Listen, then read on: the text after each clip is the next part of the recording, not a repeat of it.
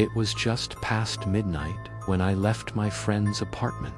The streets were wet from an earlier rain, and the air carried that damp, heavy smell that clings to your clothes. My car was parked 2 blocks away in one of those side streets, lined with aging brick buildings and broken streetlights. I remember checking my phone as I walked, scrolling through messages, trying to ignore the echo of my footsteps against the empty facades. That's why it took me a second to notice there were other footsteps. They didn't match my pace. There was a slight delay, like someone following but not trying to match me exactly. I stopped. The footsteps stopped.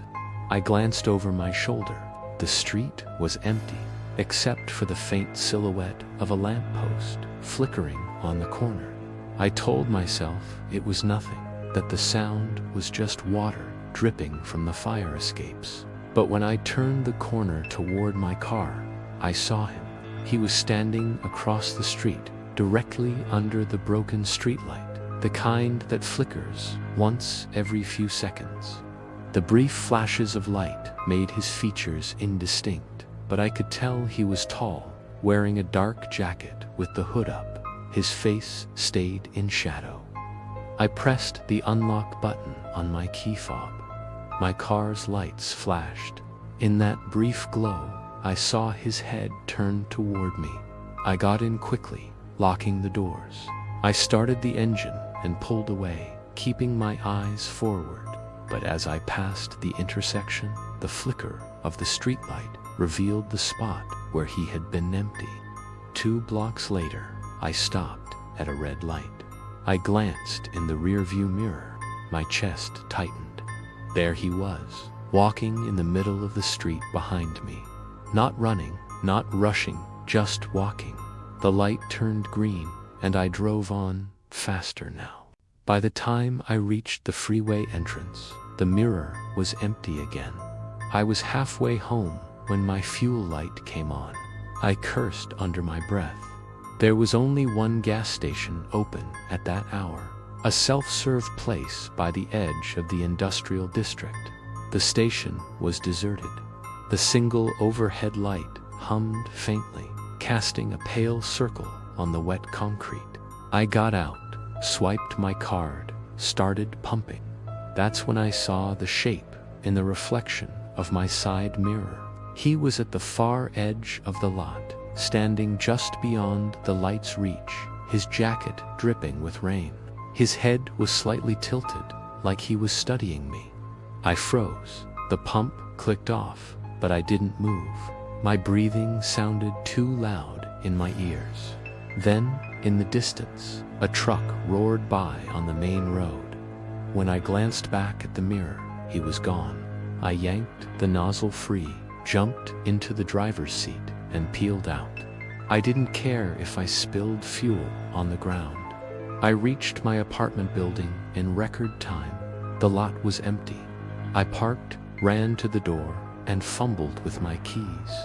I got inside, locked it behind me, and leaned against the wall. I tried to laugh it off, to tell myself I'd been paranoid. I went to my kitchen, poured a glass of water, and stood by the window. The street outside was quiet. Then my phone buzzed. An unknown number. One message: "You drive too fast." I dropped the glass. Water and shards splashed across the floor. I didn't sleep that night. Every time a car passed outside, I listened for footsteps in the hall. I never called the police. I didn't have a description beyond tall man in a hood. But 3 nights later, when I stepped into the lobby on my way to work, the security guard called me over. "Hey, is this your friend?" he asked, pointing at the monitor. The black and white feed showed the front door from 2 hours earlier. A tall man in a hood stood outside, perfectly still, his face tilted toward the camera. He stayed like that for 27 minutes before walking away.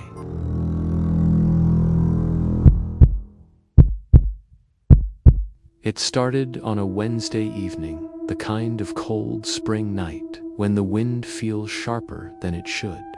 I was walking back from the train station after staying late at work.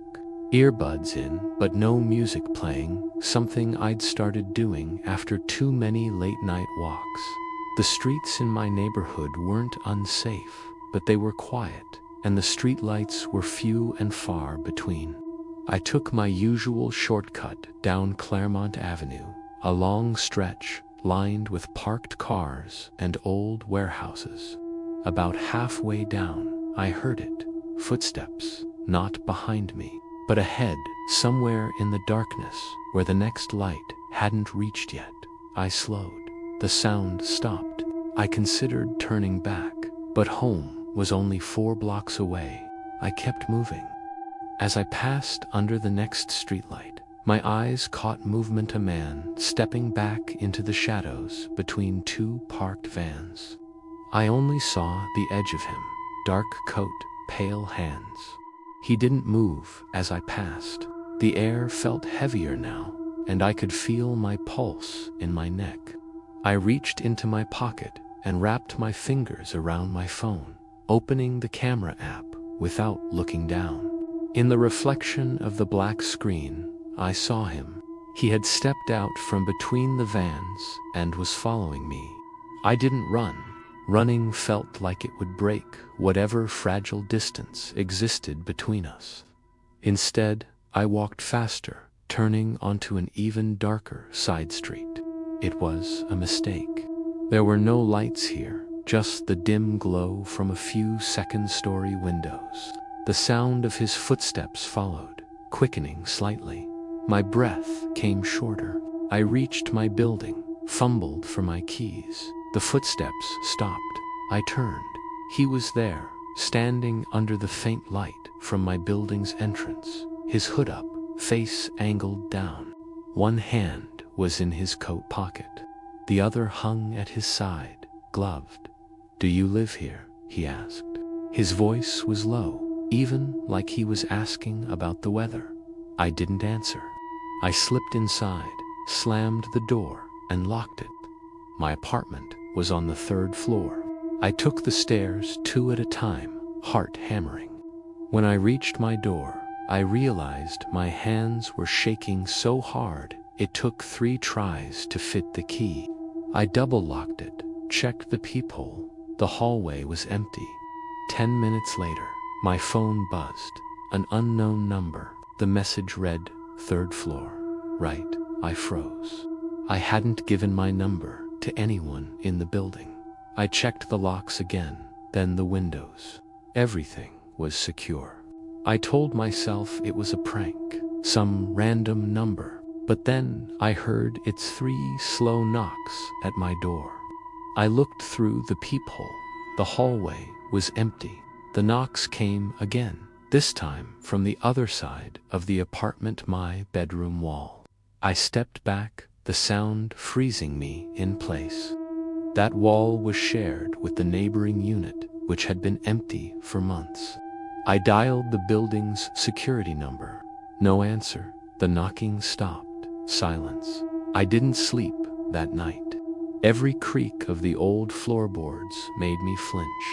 The next morning, when I opened my door to leave for work, there was something on the floor. A single black glove, wet from the rain. I looked down the hallway. It was empty. But halfway to the stairs, on the wall, at shoulder height, there was a fresh smear of something dark, running downward in a jagged line.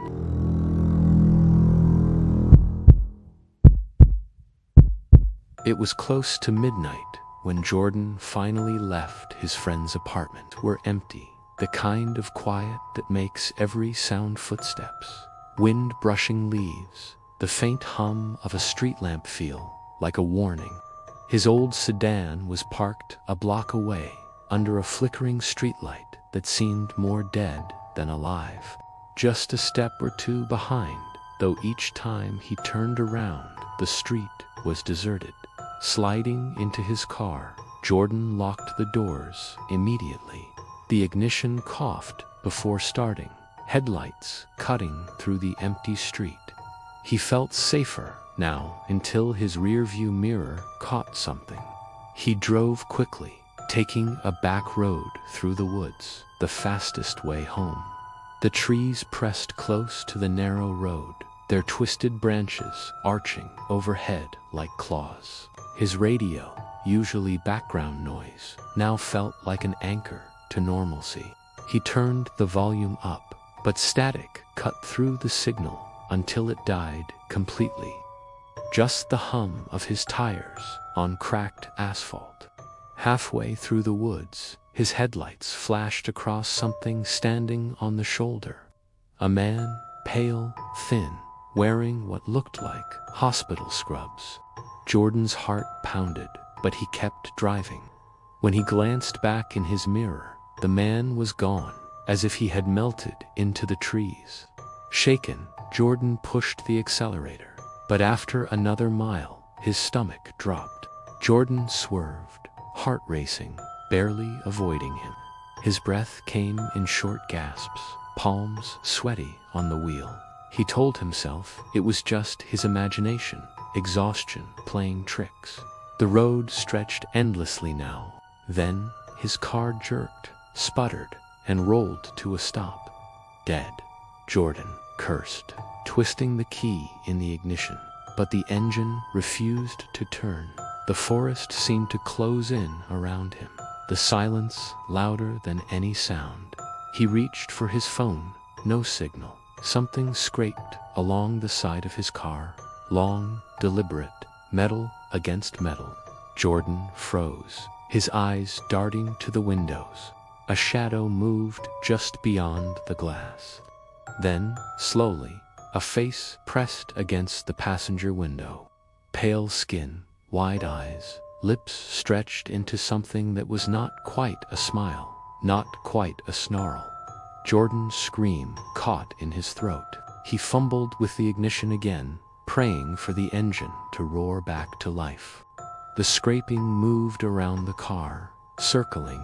He locked his eyes on the windshield, and that was when he saw them. Their eyes glowed faintly in the dark, reflecting the headlights like predators. The car shuddered suddenly, though the engine was still dead. Something heavy slammed against the trunk, then the roof. They were trying to get in. Jordan slammed his fists on the steering wheel, panic tearing at him. The windows rattled as pale hands slapped against the glass, leaving smears like condensation but thicker, darker than silence. Just his ragged breathing. He dared to hope they were gone, till a voice whispered from the back seat. "I told you not to drive this road." Jordan spun, eyes wide. The back seat was empty, but the whisper had been real, right next to his ear. His headlights flickered once, twice, then died, plunging the car into darkness. And in that darkness, he heard the sound of the rear door lock click open.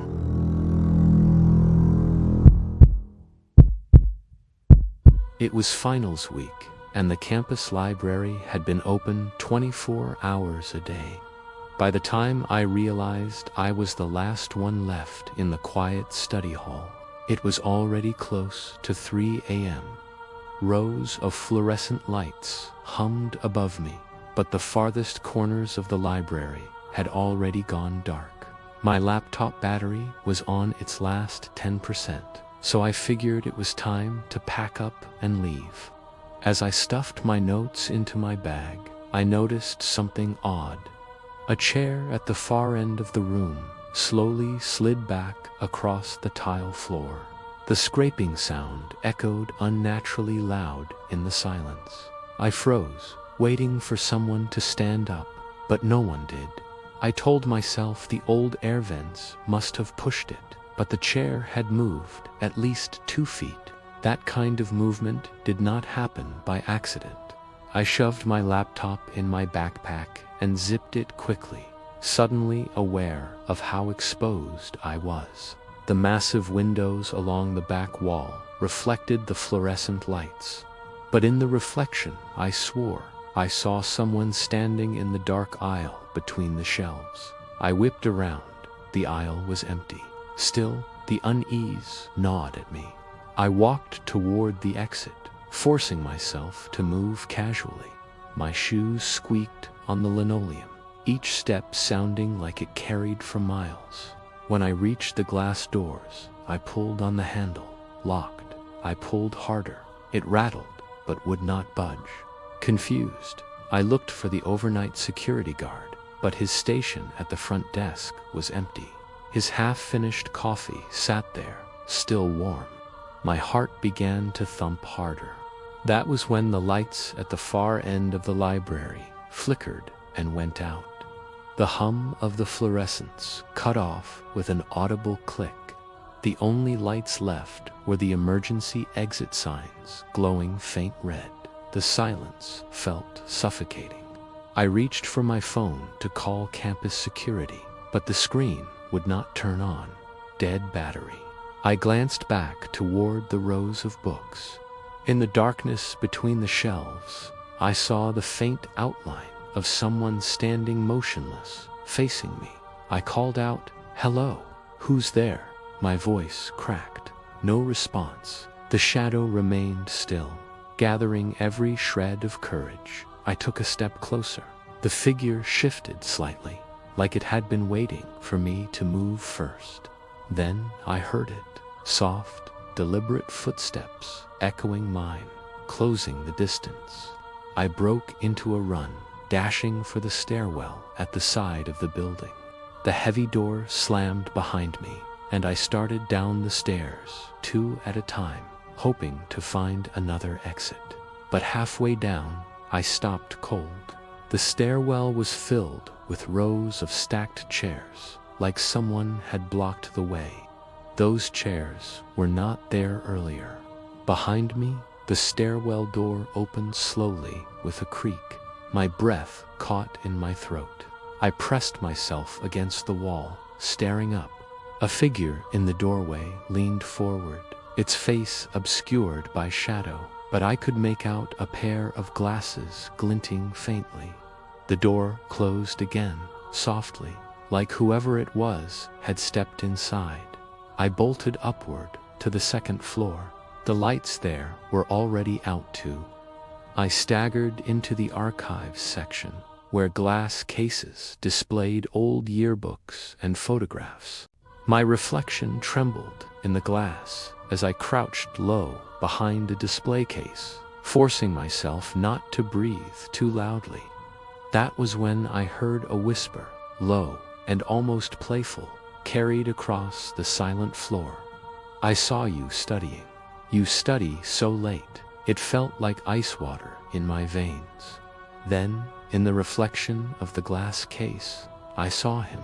A tall figure crouched just a few feet behind me, his wide smile barely visible in the red glow of the exit sign. I did not even think. I smashed my elbow into the case, shattering the glass, and grabbed the first object I could, an old brass lamp. I spun and swung blindly. The figure stumbled backward into the darkness. I sprinted, cutting my hands on shards of glass as I went. Finally, I crashed into a side exit door. To my relief, this one burst open, and the humid night air of campus hit my face. When I looked back, there was nothing behind me. The library windows were black, the red exit signs glowing faintly inside. Campus security found me outside, shaking and bleeding from my hands. When they searched the building, they found no one inside. No forced entry, no sign of another person. But here is the part that will haunt me forever. When I opened my backpack later, buried between my notebooks was a torn library checkout slip. Written across it in rushed handwriting were 5 words: "I will study with you." If this story kept you on edge, imagine what's coming next. Hit that subscribe button. Leave a comment about the scariest place you have ever been alone. And smash the like button to keep the nightmares alive.